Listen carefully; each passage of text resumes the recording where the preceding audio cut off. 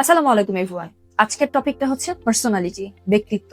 এই related vocabulary নিয়ে আমরা ভিডিও বানাতে যাচ্ছি। তো চলুন দেরি না করে শুরু করা যাক।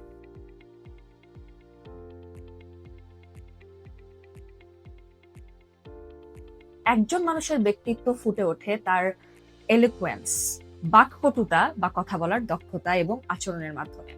কারোর প্রতি এমপ্যাথি অর্থাৎ সহমর্মিতা, এমপ্যাথি থাকা মানেই আপনি মানসিকভাবে অনেক বেশি ম্যাচিওর, পরিপক্ক। আপনার কাজের মধ্যে ইন্টেগ্রিটি অর্থাৎ সততা বজায় থাকলে আপনি সবার কাছে একজন ক্যারিসম্যাটিক বা চার্মিং ব্যক্তি হিসেবে পরিচিত হবেন। ক্যারিসম্যাটিক বা চার্মিং মানে আকর্ষণীয়।